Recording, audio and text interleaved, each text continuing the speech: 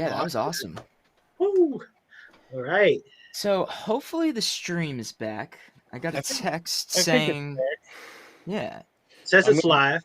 I'm trying to look at it on my phone right now, and Well, it's going. So we just got a new comment from my boy DF Raps, who is the dude I was just talking about. So okay, Devin nice. Ferreira is in the chat right now, and he's the one I'm doing the virtual concert with on the 18th. So big part of the work that I do, and All right. will be a part of a lot of what's coming out. So what up, Sweet. Dev? That's awesome. So Oh, I think yeah. I've seen a couple of those virtual concerts on YouTube, right? Puts them out, has some content, putting out just like us. Cool. Cool. Does he produce or does he just He does rap? produce. He's a man of many trades, but his focus is as an MC. Cool. And that's where a lot of the energy and time and effort goes. Yeah.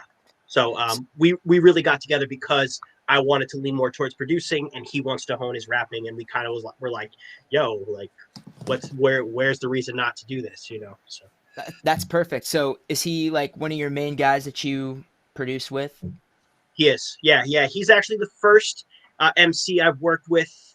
Uh, as somebody who I'm committing to putting out full projects with since like college, a lot of the stuff I've done has been either for myself or just like features here and there. Do you have anybody that comes to mind that you want to collab with in the future? Yes. There's many people. You know, I want to collaborate with both other beat makers and MCs. And kind of like what Prophet was saying, like I hear so many different types of shit on my beats, and I would love to really put that into action with other Mhm. people who are committed to their particular craft and sound. So as far as like local Boston MCs, like so he's a friend of mine. We kind of haven't talked a lot recently, but I'd love to get Mo Pope on a track. Uh, you know, dope MC. So shouts out to him. I would love to get Cliff Notes on a track, another local legend. Yep. Shouts out to him. Um, but then just in the scene in general, there are so many different artists that I would love to hear on a track, both in the States and overseas. Like recently, I've been on a huge kick with this dude named Flip Tricks, who's a rapper from Great Britain, and he's been doing it since like 2010, and his style's nasty. And so I'd love to hear like a dope underground boom bap British type rapper on my stuff. But there's the limits are kind of endless when it comes to what I'm willing to try to engage in and what I would like to do. Some of my ideal MCs would be people like, I like kind of almost wordy, nerdy type MCs. Like I'm a huge fan of like Pharoah Monch and like Aesop Rock. So I would love to hear some MCs like that. But I also like solid in the pocket flows too. Like, you know, um, dudes like just obvious examples, dudes like Nas and Prodigy from Mobb Deep and that kind of stuff too. So um, I like abstract and out there, and then I like in the pocket, not golden era boom bap. That's kind of the two areas I would love to hear most on the stuff that I make. So listen here, Spiritual, artists, if spiritual, you're looking for a producer who right? produces like Buddha Tie here, where What can they is? find where can Yeah, they where? buy your beats? Mm. So I have I do have a website where I'm setting up a beat store. However, that is not finished yet. In the meantime, messaging me directly or going through social media is the best way to What? establish a What's your connection. Instagram? You're at. Yo, my app is so Buddha, Buddha, and then the word Bladesmith. So Bladesmith. I was nicknamed the Bladesmith by a good friend of mine who influenced a lot of what I do. So Buddha Bladesmith is the Instagram. Boom. Uh, Buddha. Gotcha. Reverse the H and the A, and you got it. Yeah, I know. I probably should reshape that because I get the misspelling all the time. I'm like, damn, nobody's following me. But yeah, I like that Akai Force, man. That thing looks like an Ableton Push, but just like its own computer. Yeah, if there's it's super sick, dude. it's a diesel piece. It was the first really big investment I've made on my home studio. One of those ones I had to pay in increments type of thing. But it's been an immense addition, and also has taught me a lot about the capabilities of things besides software. Like FL Studio is where I started. Ableton is where I went to next, and then External Gear was my next project. And so that was the first piece I got on that project of working with external pieces. It is very much like a push, but without the need of computer. So it can sync with Ableton, and it's made to sync with Ableton, like specifically. But I haven't even used it with Ableton yet, and I've had it for over a year. So I love the internal DAW. It's like the other Akai MPCs in a lot of ways, but it has a vast number of options, drum sounds, EQ and mastering opportunities. It's got a fader on it, so you could use it as like a central mixer or a DJ piece between two other pieces.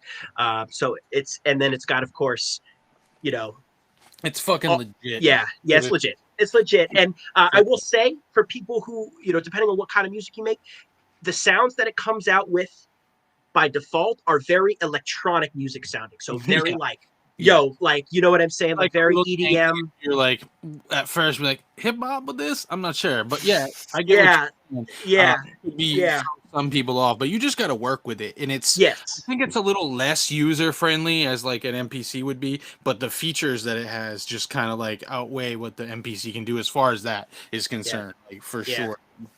Yeah. Like I've learned I can fully mix a beat to the standards I'm looking for on that machine alone before it goes into anything else. Yeah. And then a basic little master on that makes me feel like I'm okay with the product for the most part, so it's a lot of like MPC, bro. It's very hard to get with an MPC. You just basically get what you get with that. Your output can be fuzzy sometimes because of the way the kicks hit, and you might have to go back and turn them down.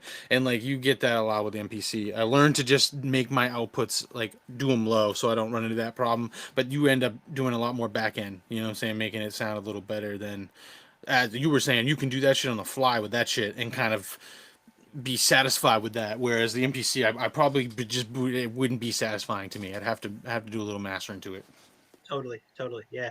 So I mean, that process is something I'm still learning, but it's like I'm finding what filters and plugins that it comes with that I like, that do what I want to do. A lot of like bit crushing and certain, there's very particular compressors that I like, or there's this thing that's called the pumper, which basically is almost like a side chain effect where it kind of warps it in and out like that, stuff. Yeah. So I find what I like to take away that sort of fucking whatever German techno sound that it's given to all my drums and shit, and like kind of hone it into something more hip hop. So that's awesome. And can you sample right into it as well, or do you have to?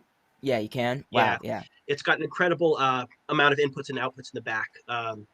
It's clear that it's a new device because of what it gives you plug in and plug out wise. So what I do is I actually have it set up next to my vinyl player, and I basically just do an RCA out into the back of the into an input, or like into an instrument input in the Akai Force, and then just sample the vinyl directly into a sampler. And the sampler in the device, in my opinion, is intuitive and very like it does exactly what I want it to do. And the way that it chops in a way that really gives me freedom with when I start to orchestrate my sample chops and like actually make my patterns. It really allows me to do my exact lengths. I don't have to just do an even 8 chop. I can really adjust the lengths of everything and the attack and the decay, and it really allows me to do what I want step by step. So this machine is what you made, that beat we just listened to is made up with? No, actually what I made that was on Fruity Loops 20. Okay. Yeah, FL20. Now that was a sample like you were talking about. That was a sample you manipulated, and I heard like I kind of like a lot of things going on, but they all blended very well, and like it definitely had a fucking groove to it. You know what I'm saying? And the way you can tell those drums are sampled too, right? Kind of. They must be sampled in a way, like a little bit of that loop in there. Yeah, there's definitely some sample. Box is perfect though. It's perfect. How long did it take you from start to finish to make something like that? So I was in a bit of a vortex. So that entire album was made within a 2 to 3 day span. And I basically just shut off from the world. I had my drinks, I had my smoke, you know what I'm saying? And I just kind of went in, and I would say that particular beat probably, until I decided, this is finished, and then you put all that together. I mean, it may have been like a 6-hour period. Okay. Give or take. maybe a little bit less, 4 to 6. I would say 4 to 6 hours. I was gonna say, With it probably took yeah, some time because of the way you blended everything. Is so smooth. You know what I mean? I appreciate that. Took Yeah. your time on that for sure.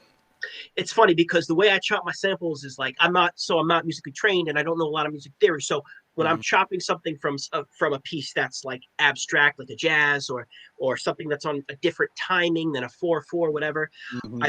I put hours and hours of work into finding what it is that I like and making sure it works for me in the format that I want it to be. So it might be something that's in like 5/7 timing and doesn't necessarily end where you think it's supposed to end, and I will adjust that and rechop it and pattern it accordingly so that it sounds like to the ear who is listening to it, you're not interrupted, your head nod is not going off, it sounds like it works even if it's weird or stretched. And so that in that case of that one, that's kind of what was happening. My actual sample came from like a 70s or 80s Japanese music composer. I can't remember the name off the top of my head, but he used to make really ambient, weird, kind of lo-fi type of shit. So I sampled that. There was one particular sound in there. It was almost like a komodo or something, like you know what I'm saying? It was just yeah. pass through for like a little bit of a second, and I felt like I wanted to hear more of that. Like I want to hear that all the time, like that's how.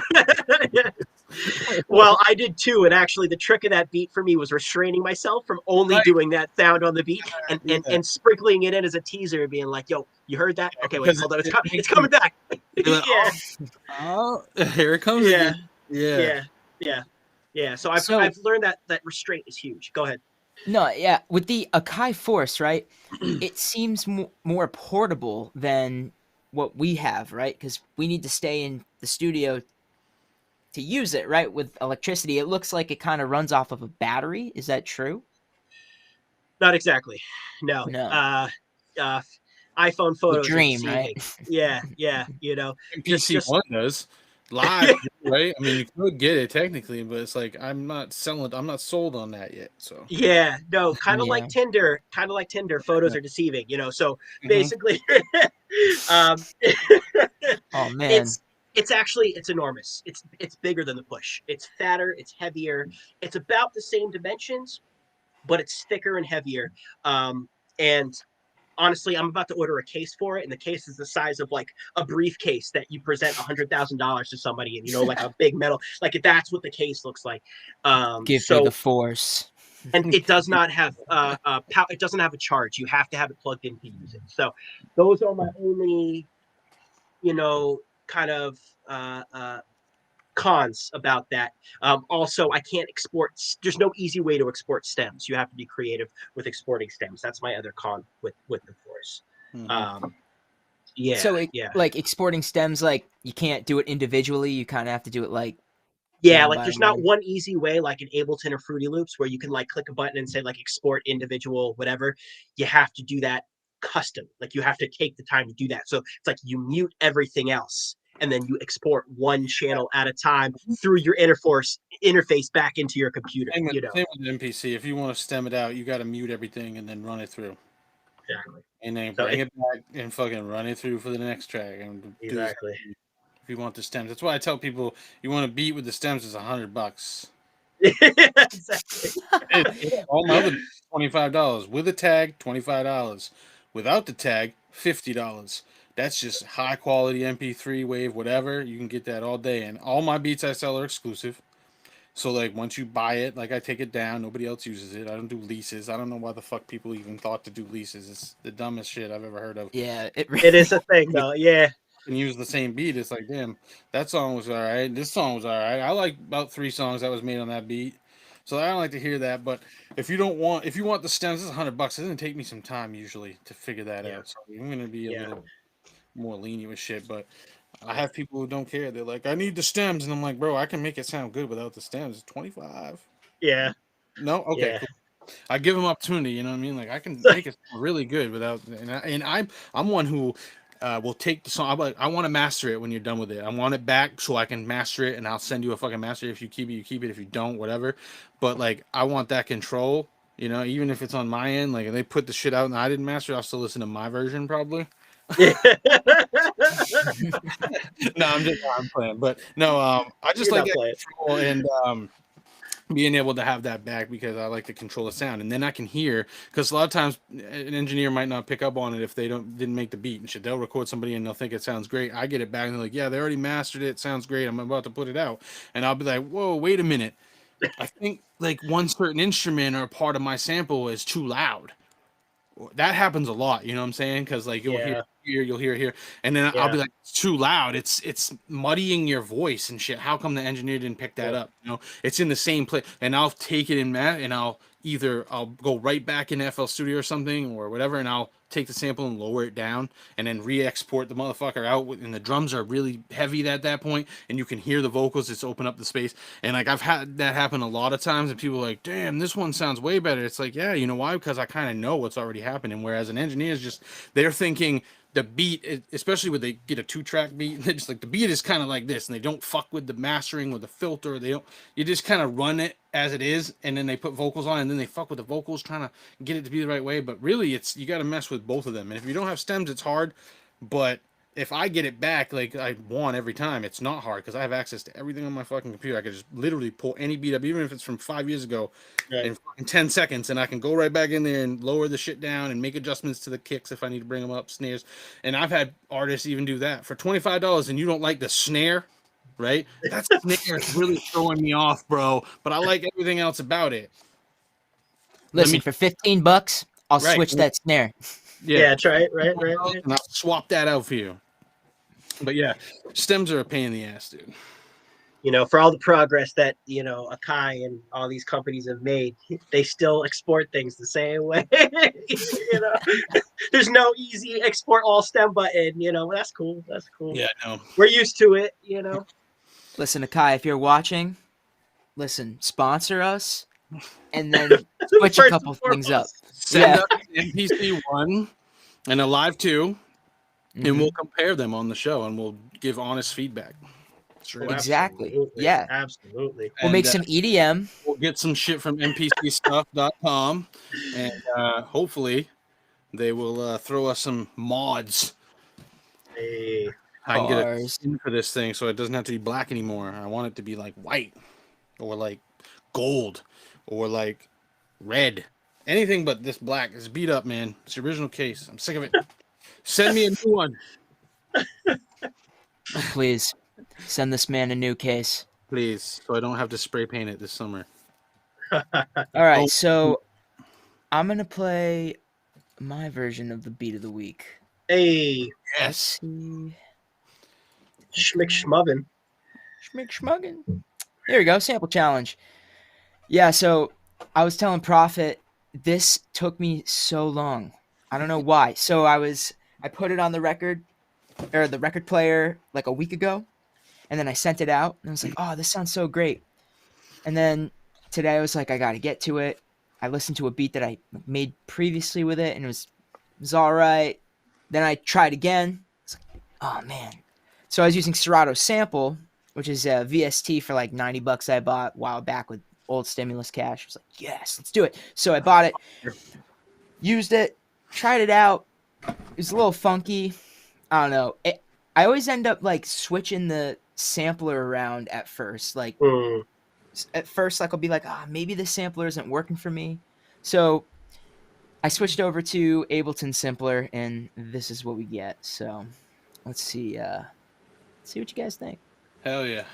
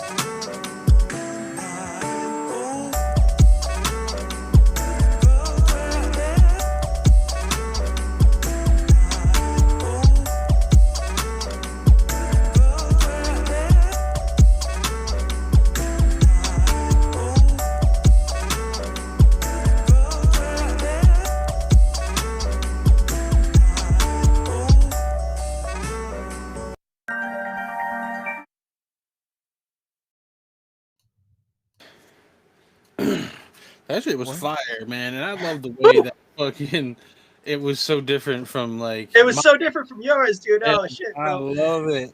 It's funny. If I wish I had mine now, because mine is gonna be would be completely different from both y'all beats. Yeah. Like, yeah. Oh, man. I think we all took different parts of the track too. Yes, like and I wanted entirely. to take vocal parts, but like I did too, and I did it on what it was saying, and like I love how you just chopped it up and it didn't really say much, but it broke it up for the hook. I love that. Sick. I should have just yeah. that. Oh, Big yeah. ups, I Nick. appreciate that. Yeah, I appreciate that. man. Yeah, like I said, that was like maybe the 5th try, and then I was like, oh, I got something. So sometimes for me, I have to do double time to get that swing because I gotta hear that click. Still bouncing to it. Yeah. Although we exactly. got a comment beyond the mic says, what Yeah, kind we of flow you guys imagine over a beat like that? JT Dirt, shout out JT Dirty and Beyond the Mic. What kind of flow? I don't want to bring it back, but like it would definitely have to be like for me, it'd be like a faster flow, you know, over it. But I rap like that sometimes from time to time. Some people don't, so they might not even hit that kind of beat. But like I'd rap on that.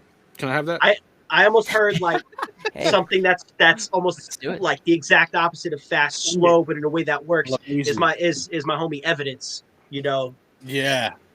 Captain Slow Flow. Like I felt like that would have sounded really cool and that kind of I thing. feel like you could have switched it a lot during the whole verse too. Like if you wanted to be like, slow, fast, little triplet flow, even modern stuff, it would have worked with probably anything. And like when you send that over, I'll show you. Hey, Definitely. there we go. I'll send it to you. I can All also right, see. it's been established. I can see my homie Terry Borderline on this. I used to DJ for him, but yeah, he's got a really cool flow. That was like it's kind of like fast, whatnot. Kind of like I don't know, like a bigger artist. I would think like Kendrick Lamar would probably Yeah. fucking wonders on this. Yeah. Absolutely. But Question though. yeah, man. Should we listen to your other sample beat? Yeah, if you want to Number play it. 2? Yeah, let's do it. Why let's- not? Uh-oh. So this We got is a some- sample of the week sample as well, like what we just heard. So yeah, it's gonna be from the same song, just a different part of it. And again, it's simplified because I want Hero the MC to take his cape off and get on the beat. No capes. No capes on the beat. All right, here we go.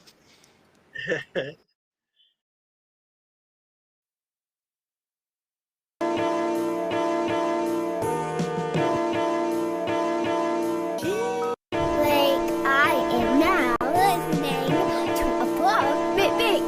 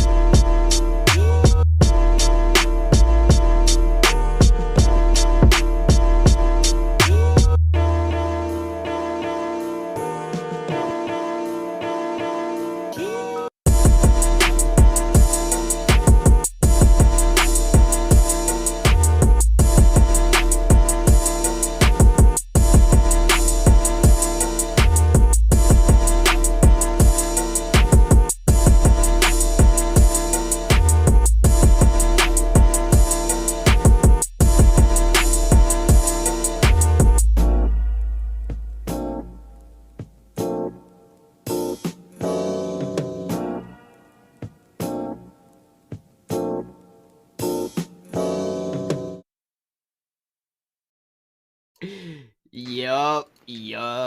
Holla. That was hard, dude. Literally. What Hero said, I think that is a great breakdown at the end with the trap sound. The tuk, tuk, tuk, tuk. I don't know. That hook. That was the hook part. That was when the hook kicked in. Mm. I put a little fucking bit of that in there, but yeah, I had a little 808 in there. Like I said, it was like a little bit of like Premiere mixed with like some modern shit. Just kind of mixed in there. For sure, for sure.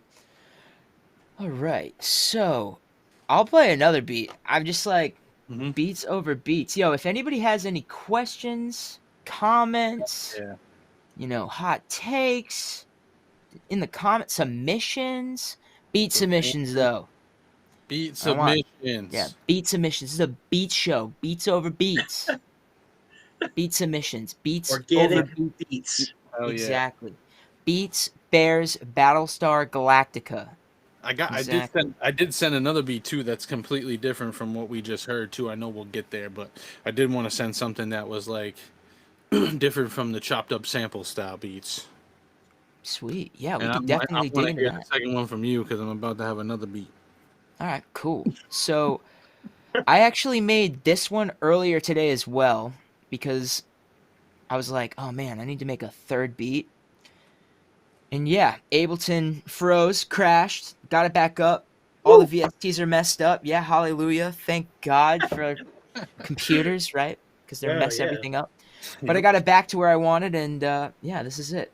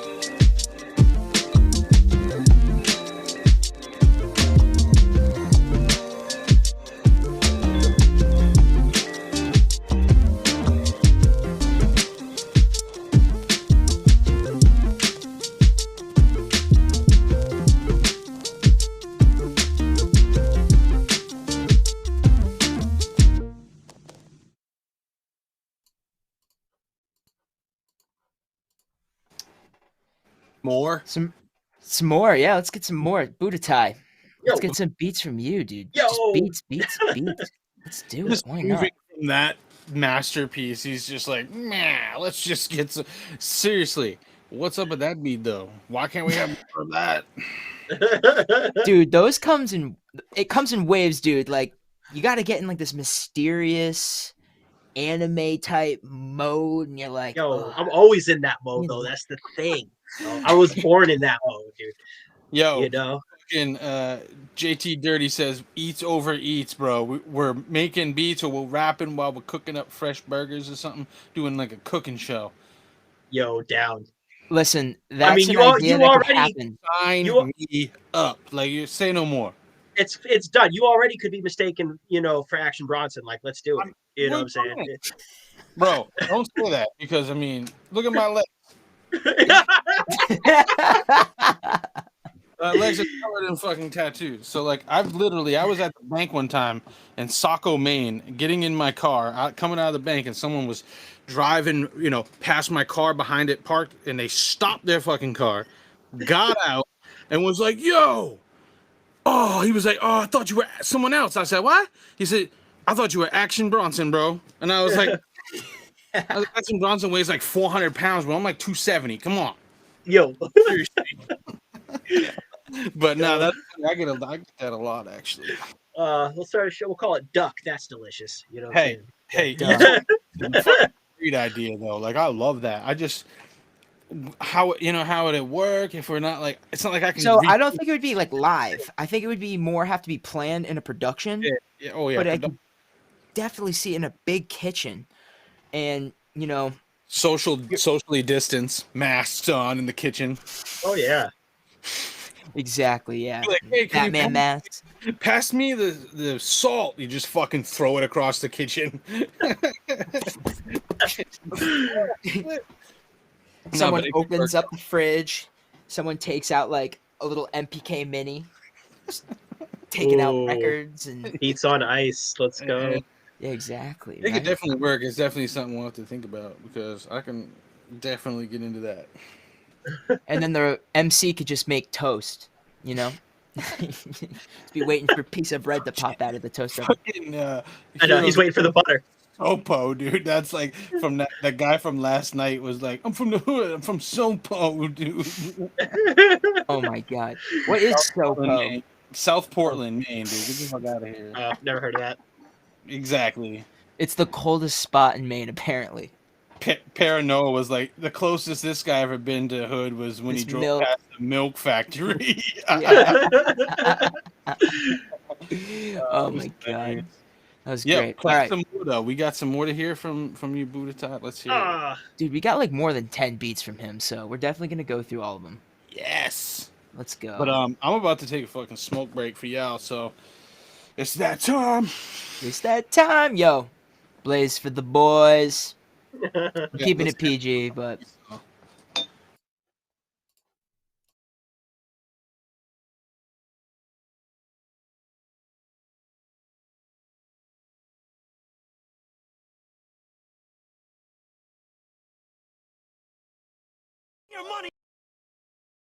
Poor stance, you are unbalanced and you can be easily knocked over. Sometimes life is like this dark tunnel. You can't always see the light at the end of the tunnel. What are you doing? You will come to a better place.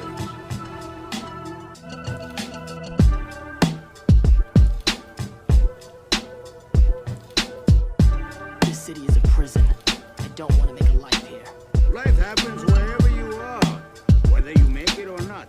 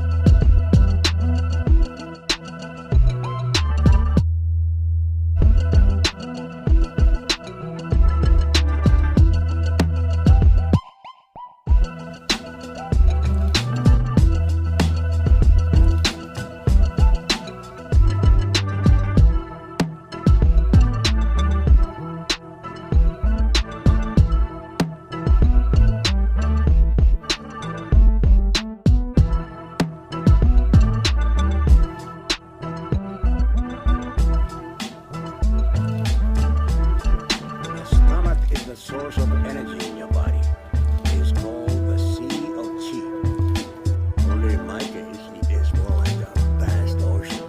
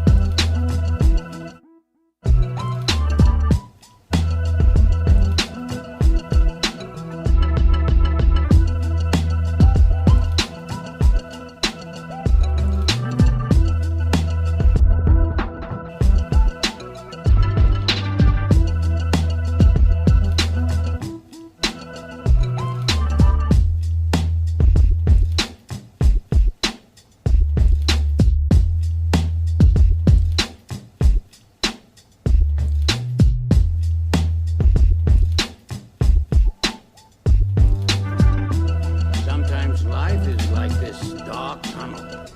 You can't always see the light at the end of the tunnel. But if you just keep moving, you will come to a better place.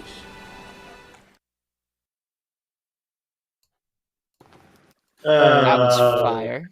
That was sick. So do you like Avatar? I love Avatar. I love it. I love it. Hell That was a force beat. That was the first Akai force beat you've played so far. Oh, awesome. Nice. That was I I had never seen Avatar. I like from my girlfriend to like close friends I've had, everyone's like, yo, you gotta see that, you gotta see that. Like, Ty, how have you not seen that show?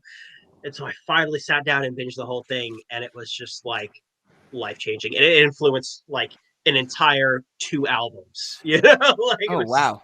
yeah. I mean, it was very. I don't know. I really like the quotes from it. I like the feel of it. Like, in particular, my favorite character is General Iroh, and I think that he really drops a lot of wisdom in that show. And I think it's perfect for like beat samples, especially because the things that he says are very serious, but he says them lightheartedly, and like you could hear a sense of sort of like humility and almost comedy in his voice, and that fits my personality very well. So that's kind of why I take a lot from that.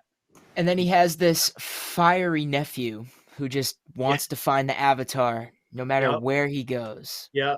Have you seen Stubborn. that show, Prophet? The show? I saw the movie Avatar. I haven't seen the show. Ooh. Like the the Avatar, like the Blue People movie? Yeah, that. All right, word. The James Cameron. None of that shit you guys are talking about. Believe me, I've never seen it. Number one, not that I wouldn't be interested, but I just don't have the fucking time. Honestly, the shit that I watch on TV, it's slim to none. It's Celtics games, which just went on tonight, by the way, that I'm missing, which I don't mind because they suck right now. But you know that, and like a few shows, like odd shows, like alien shit or like hunting for like other shit. Other than that, I'm not into like shit. I used to be into a lot of learning shows and Gold Rush, but it's like I got way too much going on with bars over bars and fucking trying to put out this fucking music. I wish I could get into more shit. Everybody's always telling me things I should watch and do and shit, and I'm always like, yeah, but when it boils down to it, it's like I don't have enough time, dude.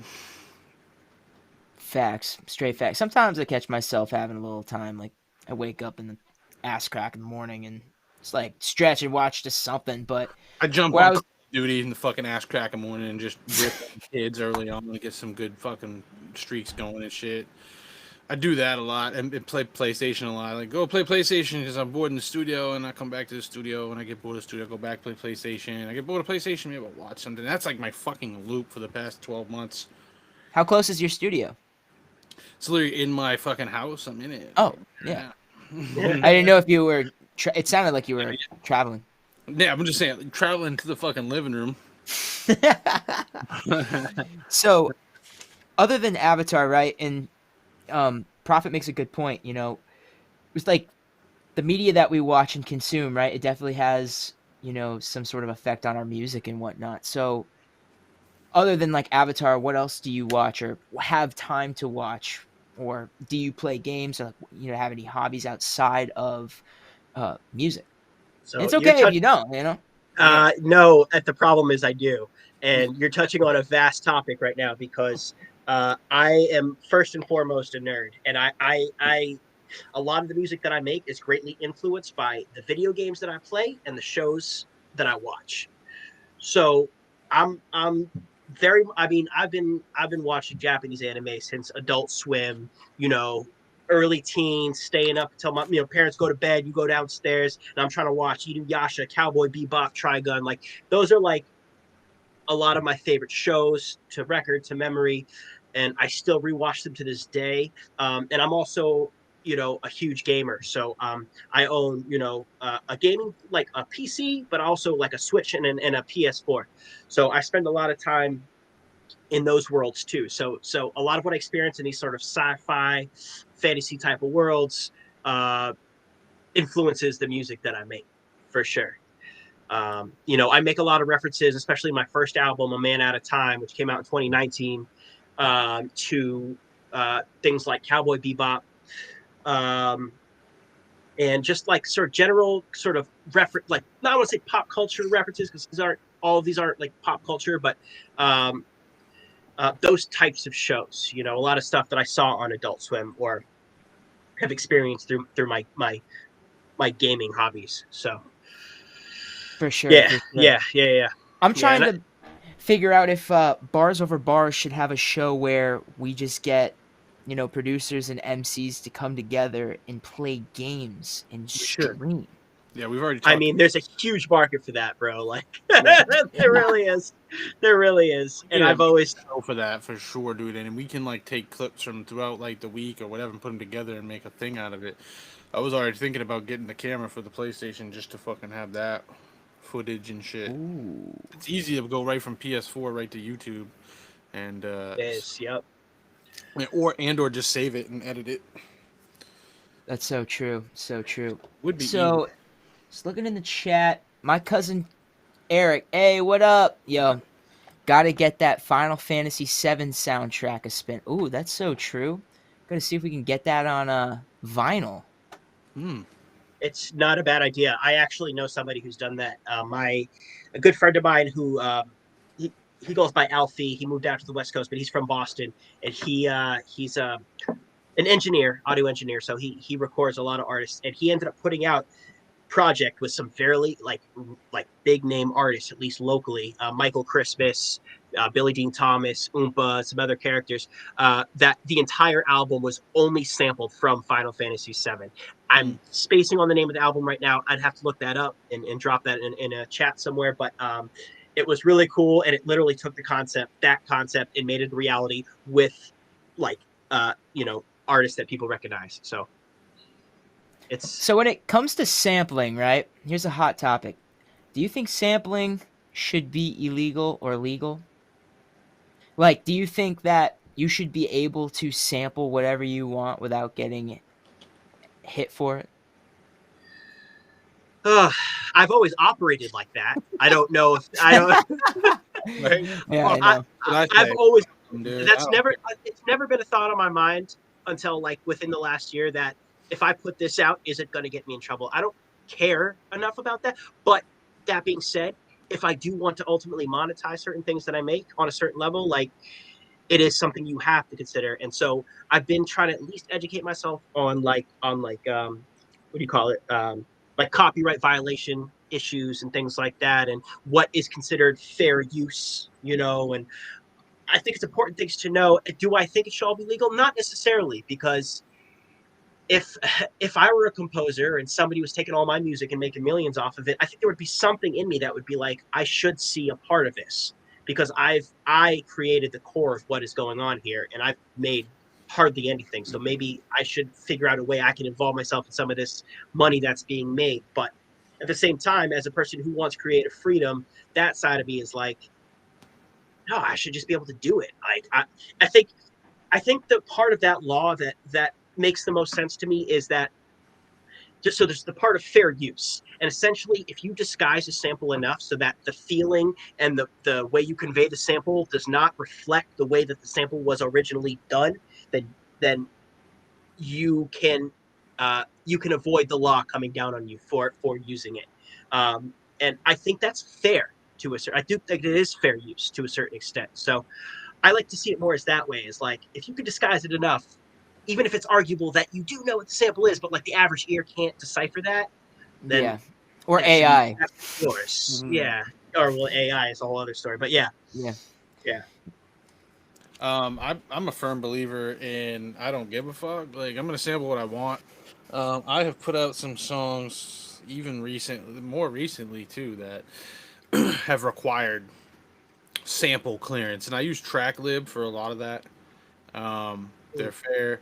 The prices I usually are covered by the artist. I don't cover it. You know what I'm saying? I made the beat. It's got a sample in it. You know that when you buy it. If you're having trouble with your distributor, I never have trouble with my distributor because they know I'm set up with TrackLib. I just hit them with TrackLib's. They just know. They hit up TrackLib. They get like some number from them, and they know that everything is all set. These people are like, "Are you gonna clear that sample?" It's like, dude, no, I'm not gonna clear the sample, because if I did the song, like, and it's my beat, I clear the sample. You know what I'm saying? So like, if I sell you that beat, it's yours now. It's exclusive rights for you. You can do whatever you want with it. So you're gonna have to clear that sample if that's something that they want to do.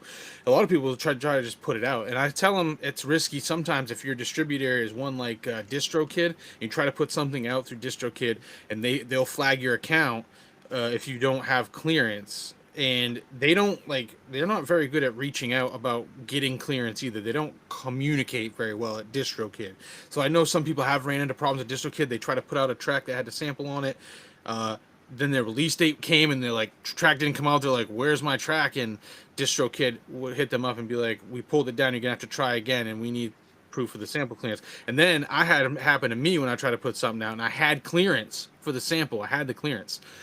And I put it out. They never asked me for clearance. They never hit me up and said we need clearance or nothing.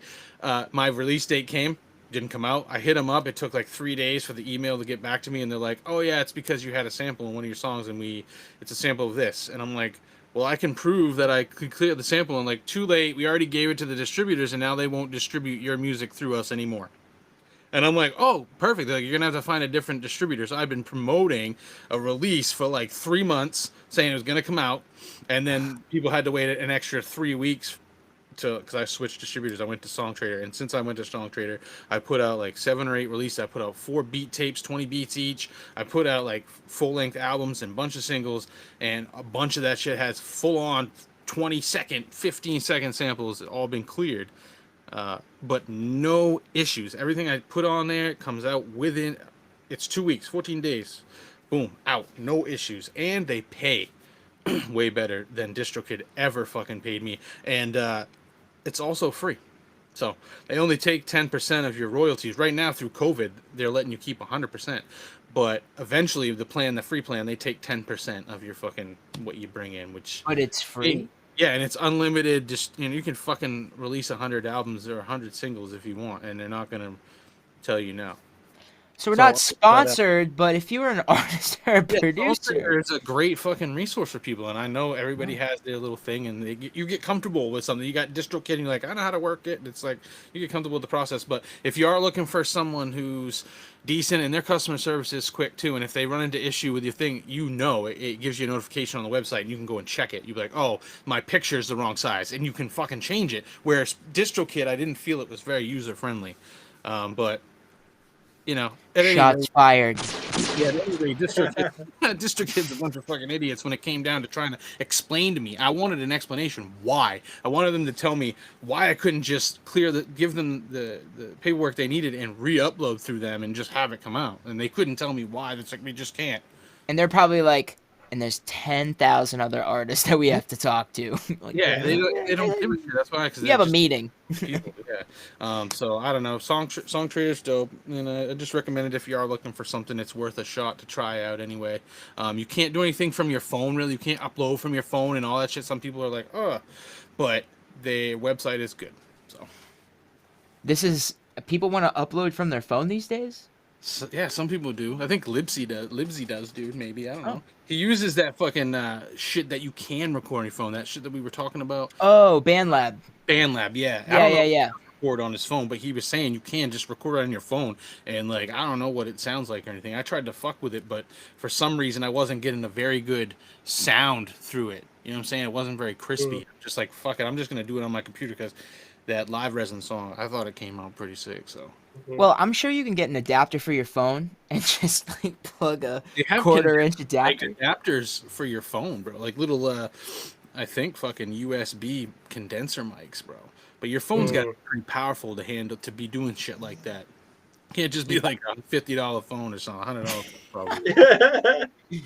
Yeah. Got this $50 Android burner trying to make a hot mixtape in a day. Yeah, you're fucking that condenser mic in there. Oh wait, there's not even a plug for it. Your vocals come out like, yo, and you're like, oh, why is my phone off Skippy, bro? Honestly, that could be a cult classic. All right. MC Skippy P. You know what I'm saying, in the house. Oh man. So, do you have a daily practice? Do you usually make beats daily, or is it just like when it comes to you?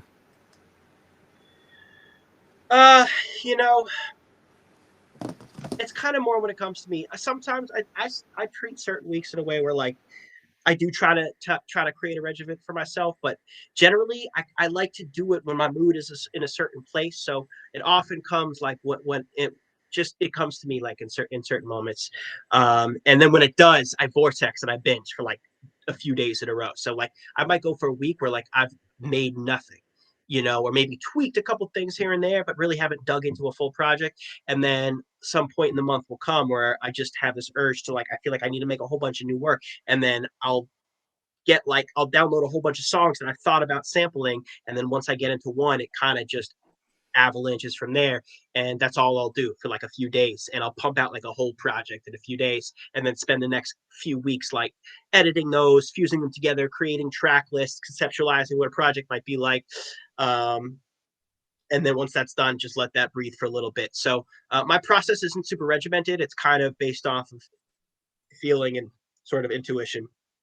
And I mean, I've got to have some sort of planning, to move things forward. But for the most part, it's very much like, this is how I feel right now. Let's make this happen. Yeah.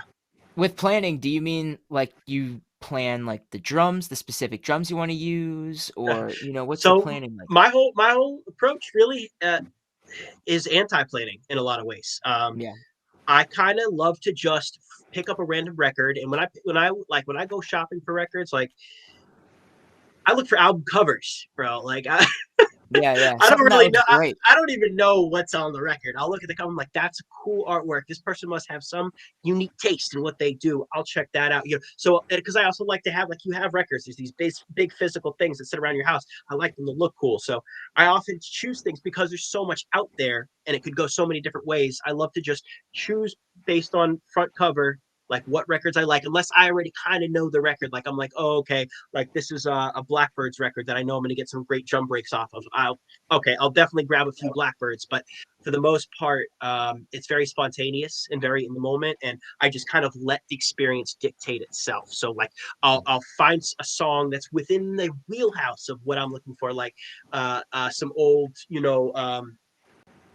some old like Arabian or Japanese instrumentation, and then put that into whatever I'm using, Audacity or into the Force, and then chop out what I want and just feel it, pattern it out sort of as the moment by moment, instead of having a pre-planned conception of what I want the track to be. And What sounds good to you, right? Yeah, what sounds good to me. And it's kind of always been like that. I've never sat there beforehand and been like, this is what I'm going to make. And I know that's what a lot of people do, and it works for a lot of people. But for me, it is just, it's anti-productive. I really like things to be spontaneous and organic within the moment. So Definitely will think of ideas like throughout the day if you're not able to get to the studio or the machines and shit, and you try to hang on to these ideas and you can't always use them all. But yeah, no real, like, plan as far as like laying shit out. Like it is spontaneous, you know what I mean? You plan on fucking going and making a beat. You just don't know exactly how it's gonna go. You're like, I gotta get there. I mean, I don't know what it's gonna be, but hopefully it's gonna be fire. Yeah. I guess I ask because sometimes, like, maybe I overthink, and it's like, oh, I want to have a beat that sounds like this, or I listen to a certain artist like Brockhampton or whatever. I love that type of style. So, totally. Like trying to make stuff like that, and then you're like, oh man, it doesn't sound like that. I got to restart, and then you're starting, and it's all big mess. And yeah, you're right. I think the spontaneous aspect of producing makes it so wonderful. But like, I wonder how people like Flying Lotus take it to another level where it's like instrumentation is just unlimited. Like they know unlimited music theory, right? It's meticulous. I know Thundercat and all those dudes. It's a whole other thing. Yeah. Like Madlib plays jazz. He understands jazz. Like it does definitely change the dynamic a little bit, for sure. For sure. All right. Let's listen to some beats. Fuck yeah. Let's do it. I just want to give you a heads up quick too. I and my girl have to be up for work tomorrow, so I might have to be out by about 9:45. I apologize. That's a little bit on the earlier side, but We can I we want- can rock it. I know you guys got a thing going on, you know. But I want to just say, even before you get into the next thing, like, this has been a really great experience, and thank you everybody who's been here so far. So shout out bars over bars, beats over beats, the whole squad, the whole movement. This is awesome. You guys are representing all the stuff that I really care about. So I'd love to continue to tune in and talk more, but I just wanted to like get that out there real quick, so it's not last night. Oh, peace! I'm out. All right, you know. But halfway Listen, through my beat. Hey, if you're watching this and I just want to get a big group, I want to like meet a couple people, right?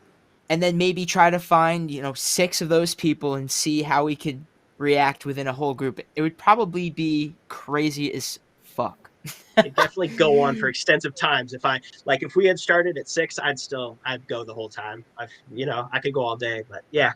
But there'd be like a cool, maybe like a beat battle or something between, yeah. 6 different producers. And maybe we have like an MC.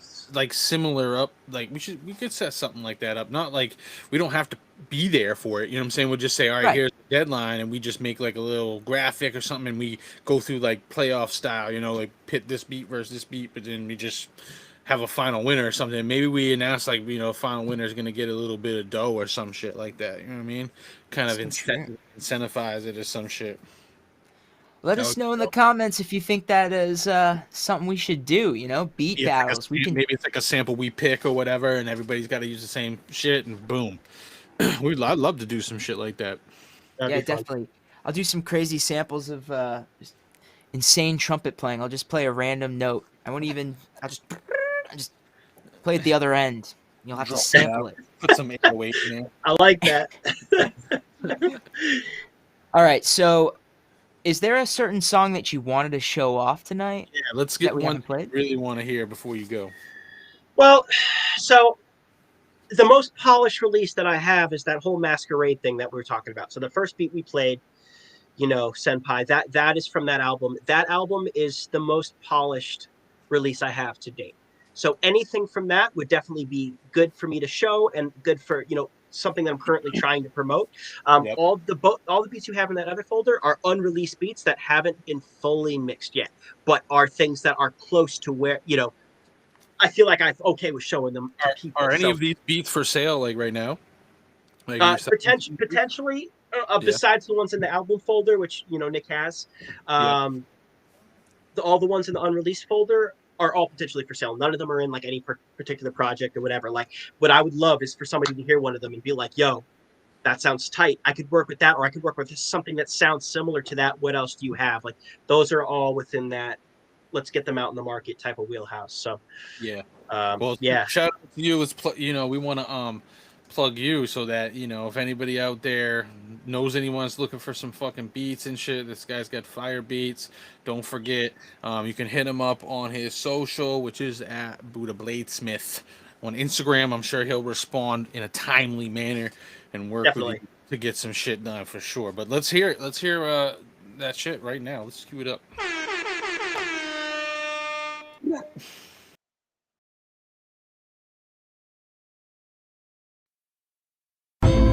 have to look within yourself to save yourself from your other self.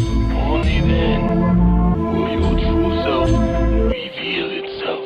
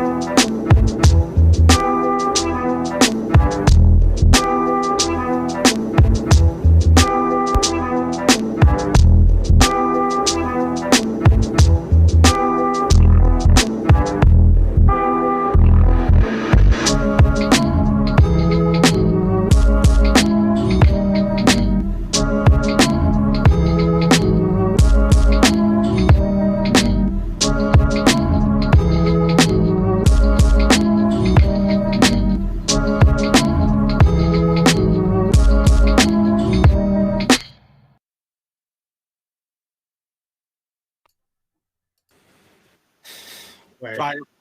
That was sick. Fire. Thanks, y'all. That song's called Telescopes. You know, also has its little Avatar thing sample in the front. And I also what's it called? I worked with an animator, so I have a little animated piece on my Instagram, little animated music video to go with that. Yeah. Nice. I like that. So I like Word. the visuals that go with the beats. I do that sometimes too. I love that kind of stuff, man, for sure. For Instagram, it's really good to like pull them in with a little visual shit, like make it 1 minute long, whatever. Yeah, Doing that. it's been a good move. Yeah, I like that kind of stuff. So, Sold a few beats that way. Let's play one more. Yes. want to play Indis- released or unreleased? Ooh, why don't we give them a little bit of unreleased? All right.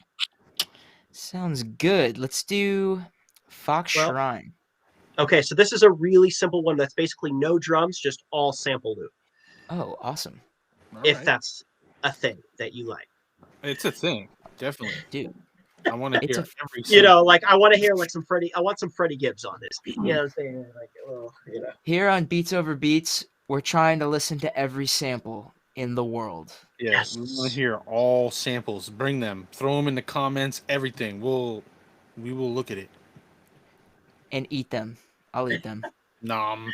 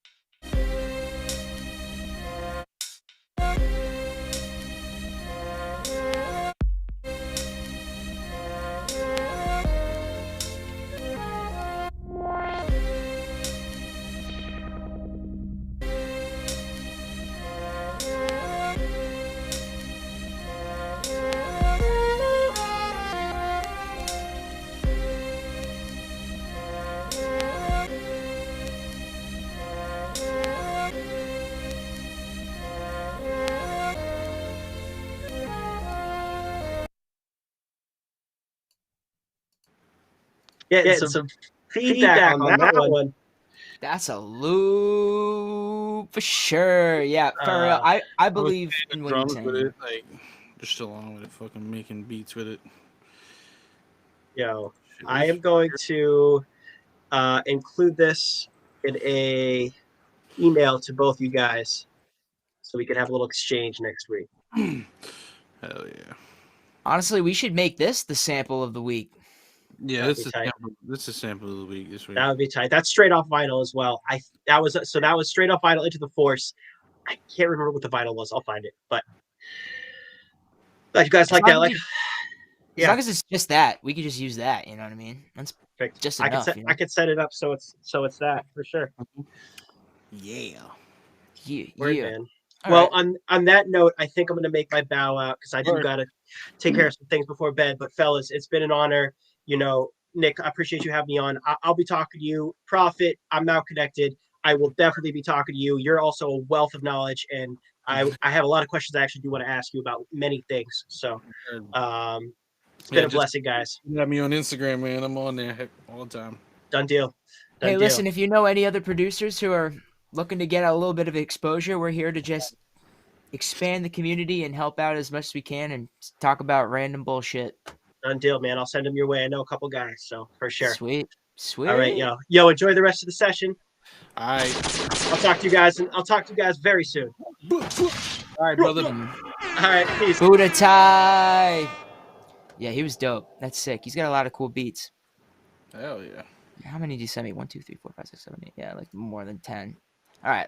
Let's put one of your beats. Hell yeah.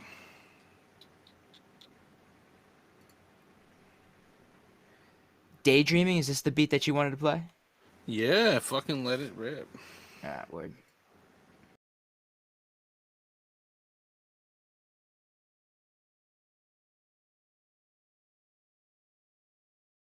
I am now listening to a Prophet Big.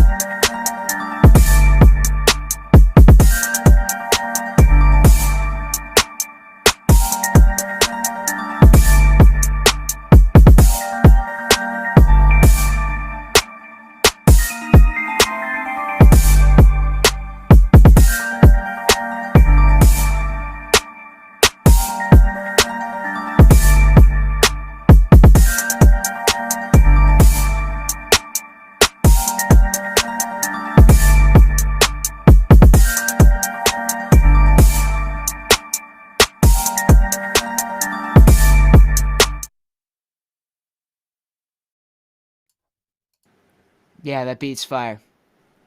Yeah. Word. Did you use arcade on that? Yeah, that's arcade.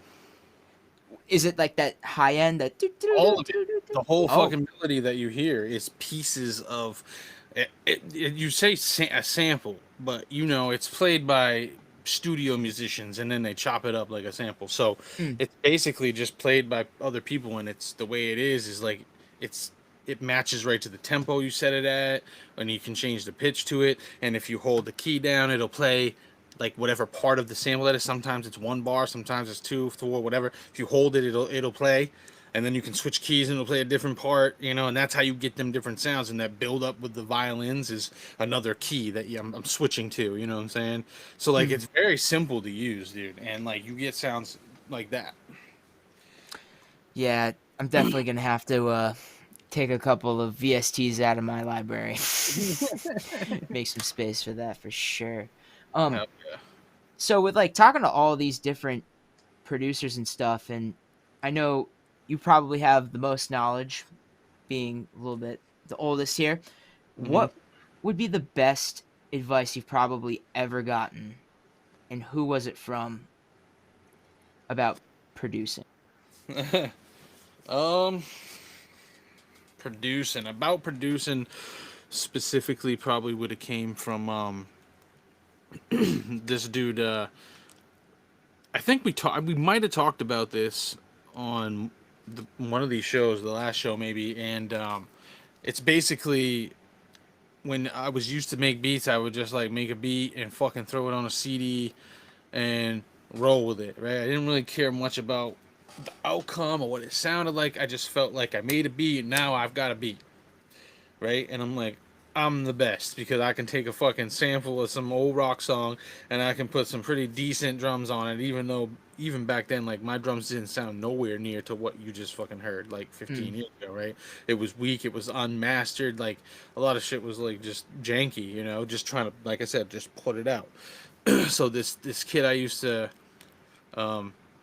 make music with, he had a studio in Portland and shit in his apartment, and we had access to other studios too. His name was MOG, and he told me one time I had a beat CD, and I'm like, "Yo, I've made a bunch of these new beats." I hadn't seen him in a little while, and he's like, I was driving, and we were riding from one place to another, and I had thrown the beat CD and I'm picking him up to take him to the studio, most likely, and you know, start playing the beats, and I'm fucking with the knobs in the car, like the bass knobs and the treble knobs and shit, to make it sound better, like so it sounds better in the car. And he's just like staring at me, you know, like with a smile on his face, and he's just like, he's like, "Why the fuck you doing that?" I'm just like, "What do you mean?"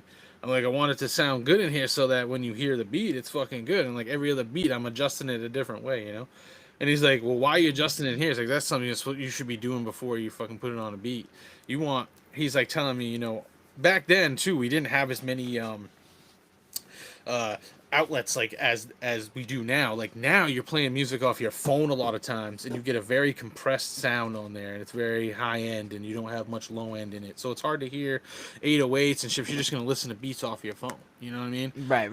You didn't really have to listen. It was like you're in the car, you're listening to it, or on a CD player, or maybe on a MP3 player with some headphones, or through some decent speakers. We didn't really have like Bluetooth speakers or shit like that really till like, you know. So basically back in this time, this is how it was. And so we're listening. He's like, you gotta listen in the car on CD, you gotta put on MP3 player, you gotta take it to a buddy's house and play it through his fucking PlayStation on his TV speakers. You want to play it on every fucking outlet you can before you take a beat CD and bounce them down and start handing them out to people like they're gonna be like whatever, because when they get in the studio they're gonna hear that the kick is weak as fuck, and they're gonna have to try to EQ it and fuck with it, and you won't end up with the sound that you want. You're gonna end up with the sound that the engineer thinks is what it's supposed to be like. So that was pretty solid advice, and I took that really and ran with it, and from there on I started trying to make sure I saved all my projects the right way so I wasn't losing them. Make sure that I would do that. I would listen through everything, different vehicles, even if somebody else had to get in there and listen to it. Like Yo, I make beats. Like even somebody I just met, I make beats when I hit CD just so I can fucking hear it in their car. What does it sound like in their car? You know, Right. does it sound bad, good? Let me hear it, and then I'll go back and I make adjustments and shit. And I've always taken that, and now I've gotten better at it because I have a lot of these tools at my disposal. I got 2 cars. I got multiple TVs. I got multiple computers, multiple phones, laptops, tablets. Yeah, I right. can check the sound on everything right within my home now.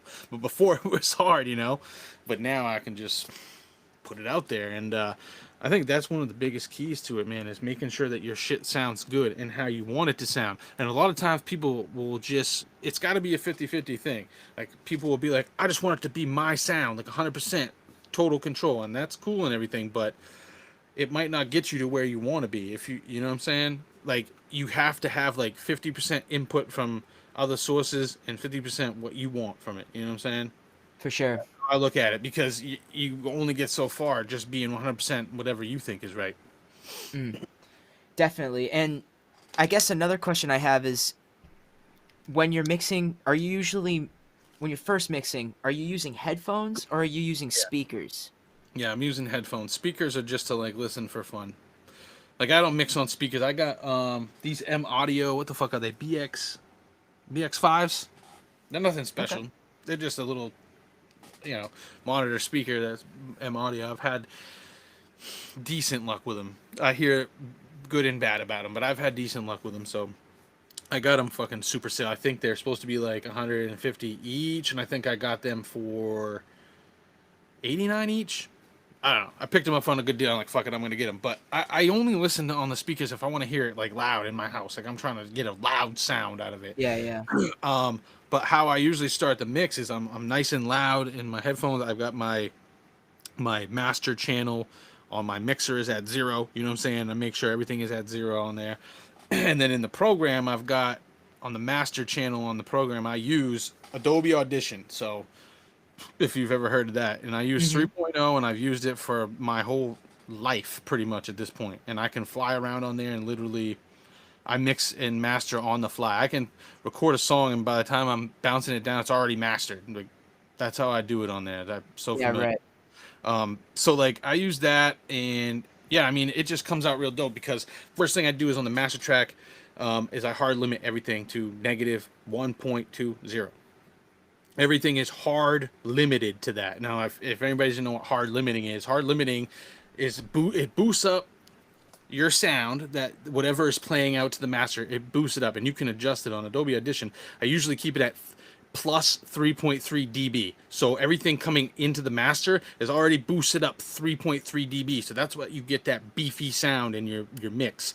But it's also being hard limited down to negative 1.20, which keeps it under the threshold from fucking, peaking out. But also that really fucking that oomph, you know what I'm saying? Yeah. And when I do the beat in the track, so I've got the effect on the master now, hard limited, right? Negative 1.20. That's usually my go-to. I will adjust that if it needs to be, but usually that's where I like to keep it. And then on the track where the beat is, I'll put the same effect on that track for the beat. Hard limit the track, but with the beat, I go negative 3. Okay, and then when I do the vocals, those are also hard limited at negative 3, and the boost on both of those is always 3.3. That's like the default setting in Adobe, and for some reason it sounds pretty good. So 3.3, the boost, and then negative 3 is the cut, or the hard limit, or whatever. And also, this is a fluid thing. Once you've got the vocals in, I may adjust that. I may turn the boost on the vocals up a little tiny bit, but for the most part, it'll stay there. And the rest of what the vocals sound like come from the mastering within the program, the mastering effect. You're adding a slight bit of reverb on the vocals. You're widening it in the mastering, and you're turning up the high end, maybe turning the low end down a little bit. That's kind of pretty much how you bring the vocals above where your beat's at. Yeah, At that point. definitely. And then when you're hard limiting out, everything that's coming out is going to sound loud and crisp and snappy, but yet it's not going to peak out. And when you look at it, it's going to be like do do do, but it's never going to go over that top part. You know what I'm saying? But it'll be solid. And if you've done your vocal mastering the right way, then your beat should sound nice and loud, and your vocals should sound like they're over the beat, but blended in a little bit. But for me, I like to have the vocals clear and concise. I hate the Tupac theory So if you ever listen to Tupac, a lot of his shit, to me anyway, it's hard to hear every single word and every single syllable that he says, because a lot of the times I feel like his mixing and mastering wasn't the greatest. It's like, turn Tupac's vocals up, like put his vocals like we have vocals now, highly compressed. You know what I'm saying? That's another thing, is compression on everything. So I always run an effect after everything's recorded in the DAW. I run the effects process, a multi-band compressor on there. Yeah, And it's same. setting OTT. Yeah, multi-band compressor on all the vocals. So that's another thing. And then you master it and hard limit that. And that's how I get this sound. Like if you listen to Live Resin, that song that I just sang, or Seed of Memory, like any of the recent stuff that I've been doing, that's exactly how all that shit is recorded. Before that, I fucking just, I would just do it however, and it would be always different. Like, now I stick to the same fucking thing, and I go from there. That's like my baseline. If I need to adjust things, I'll go back in. But yeah, I mean, you stick to one thing for like fucking 15, 16, 20 years, whatever it's been, and it's kind of like hard to deviate from Yeah. that. Well, and then it turns into second nature, and you know, it's pretty sweet. So Yeah. hard limiting, that's something that I gotta look into, because when I do listen to some of these beats, I'm not saying that my beat isn't beefy enough, but I definitely think it could use a little bit more beef. I try to master it, and I think I have a tough time figuring out bass, right? Because trying to get a good bass tone, you know what I mean? But maybe hard limiting, you know? Hard limiting, yeah, will help with that, but also what you're doing on the EQ end too. I know in FL Studio, when I use FL Studio, I also, what is the effect in there? I think it's multi-band compressor too. It's whatever starts up when I first started up, and it's like you can turn it up, and I always crank it to like 6.8 plus 6.8 on the output, so everything coming out of FL is pretty beefy too. So I don't know what you're using, but for your output, for your master on your beat thing, you could turn that up too. Yeah. You know what I'm saying? Maybe Definitely. that could help too. So like anything to beef it up, because these days it's a ton of compression. So if your beat isn't beefy enough and someone records it and they put compression on their vocals, it's gonna overpower it. You know what I mean? Yeah. Because like if So- you listen, I think you can hear the difference. In my voice, the compression is on right now, but if I turn it off, this is what it sounds like. So no compression, compression. No compression, Yeah, right. compression.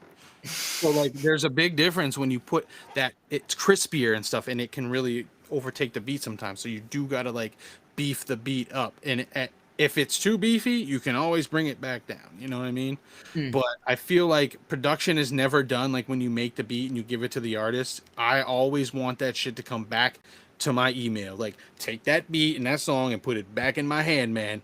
Because I want to mix it and master it. I want to hear it. Like I want to make adjustments to that beat if they need to be done. Because I don't want it to come out and be sounding fucking stupid, and then someone's like, "Oh, that beat wasn't good." You know what I'm saying?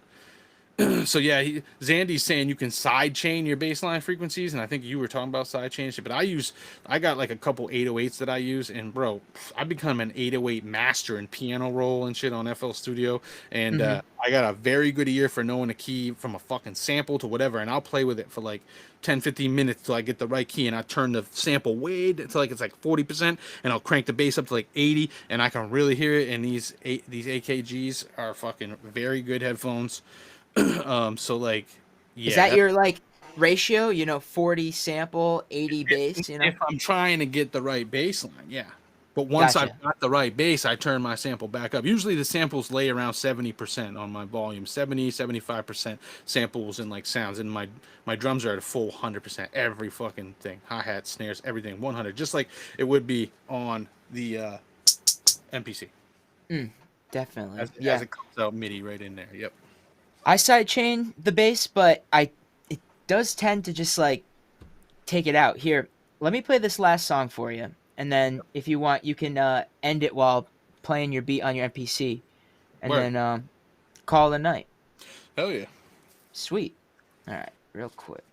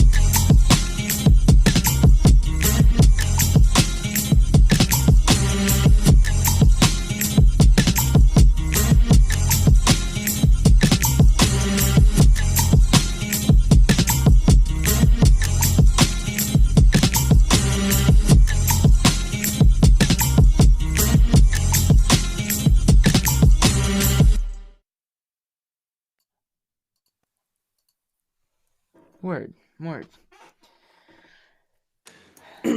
that shit was fucking crazy. I feel like I've heard the sample somewhere before.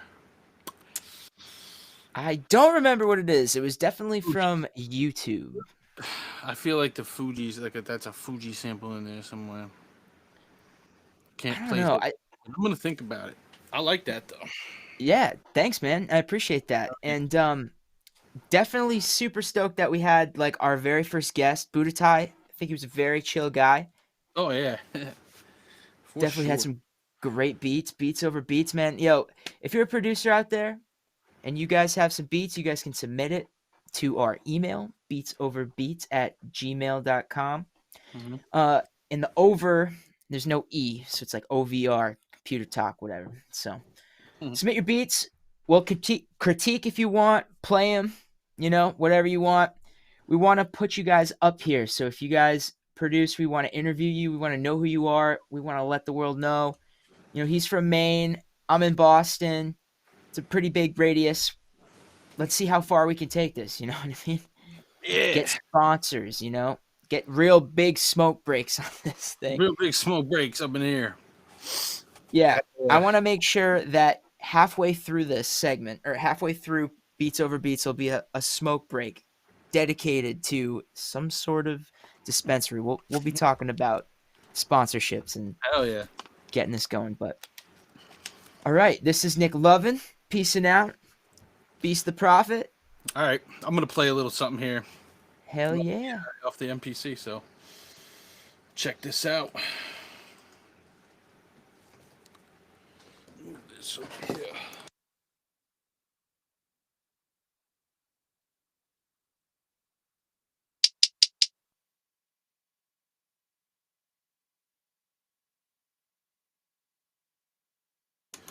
All right, I'll put the captions on so people can know where I'm at.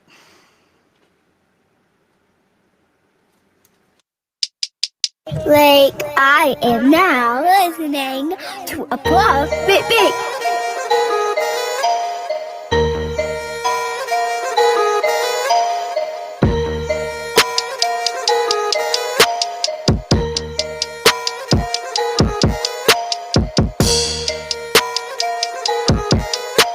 Like I am now listening to a Puff Big Big.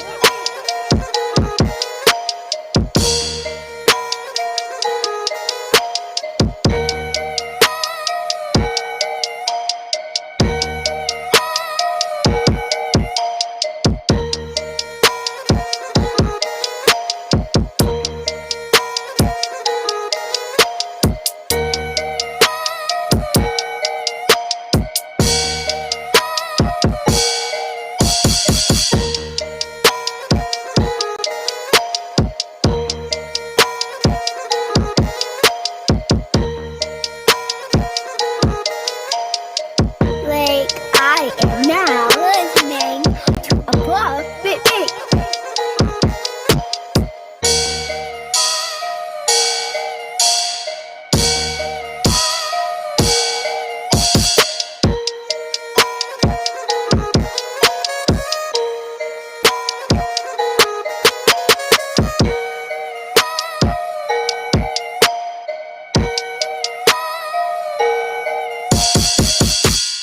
Like I am now listening to a Puff Big Big.